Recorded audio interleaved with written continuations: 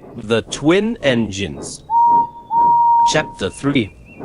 Rate Van. After sorting all the trouble about the missing coach out, the Fat Controller talked severely to the twins. "Listen, you two," he said. "There must be no more tricks. I shall be watching you both.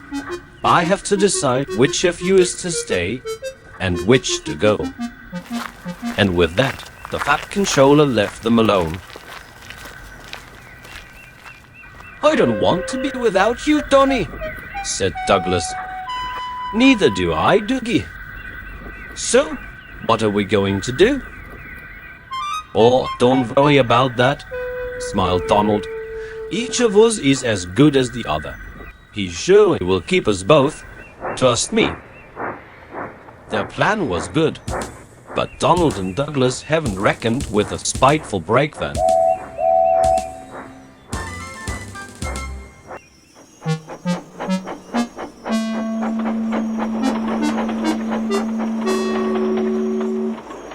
He had taken a dislike to Douglas.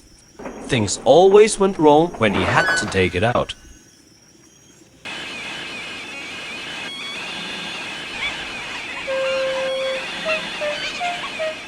Douglas's trains were late, and he was blamed. Soon he and his twin brother began to worry. Donald grew cross at the van, until one day he had enough.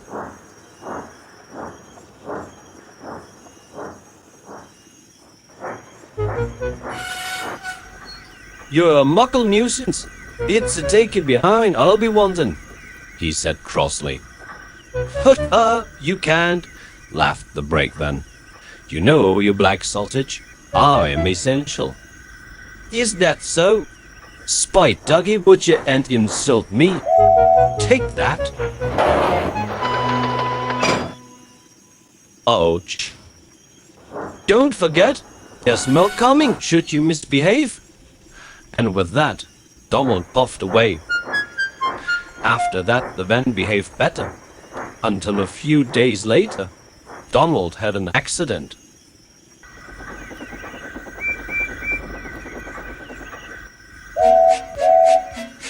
The rails at the station were slippery, and he didn't pay attention.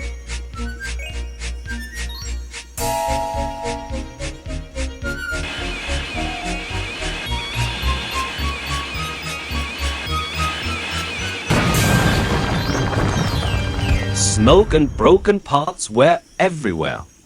No one was hurt, but Donald's tender was stuck in the signal box. Just then, the signalman appeared.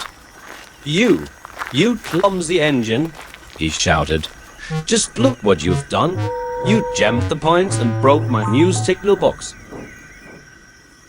Later, Edward came to clean up the mess. With him was the Fat Controller. "I say, I am disappointed, Donald," he started. "I did not expect such, clumsiness from you. Especially now that I had decided to send Douglas back to Scotland and keep you." "I'm sorry, sir," sighed Donald. "I should think so too. You have upset my arrangements. Let's see. Now James will have to help with the goods work while you have your tender mended. James won't like that." The Fat Controller was right. James grumbled dreadfully.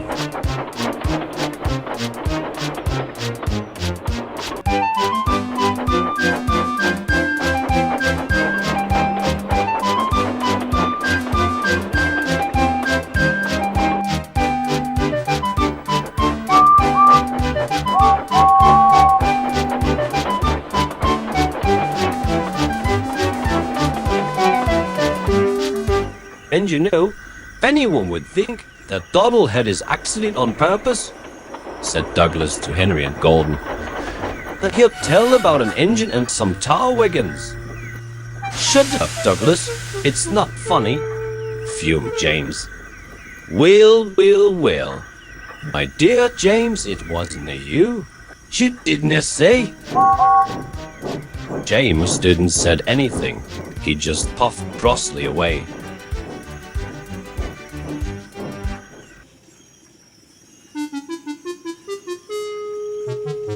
The next morning, James was still cross. When he backed down on his train, he would bump the chocks hard. "Come along, you. No nonsense." "He, he's cross," sniggered the spiteful brakeman. "We'll try to make him crosser still." Hold back, let's pay him out," laughed the chocks as James started his journey.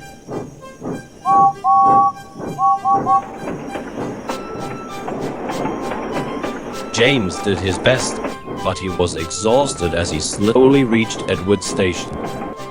Douglas, who was waiting at the platform, saw him struggling. "Hello there, James. Is everything all right?" "No, it's not," he said out of breath. "I will need help to get up Gordon's Hill. These chucks are playing tricks." "Don't worry, I'll help you. Together we'll show them." With that, Douglas was putting himself at the end of the train, and together the two started.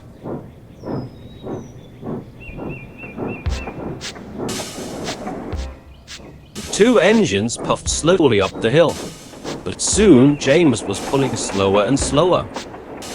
"I can't do it. I'm losing steam," he hissed. "Lay it to me, pal. I'll do it," shouted Douglas as he pushed heavier. The brakeman was frightened. "Ooh, that wasn't a good idea." The two engines tried their best. Cracking sounds could be heard. "Oh no!" shouted the band. The brakeman was pushed into smithereens. It wasn't long until Edward arrived with the breakdown train. He brought the fat controller with him.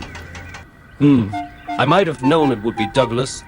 First Donald with the signal box, and now you with this van here." After a small pause, Edward spoke up. "May I, sir?" Douglas was grand. James had no steam at all because of the van and the trucks, but he worked hard enough for free. I hid him from my yard. "That might be correct, Edward," said the fat controller, "but two would have been enough. I want to be fair, Douglas. I admire your determination, but I don't know. I really don't know." The fat controller had to make up his mind of something, and so Douglas was left with mixed feelings.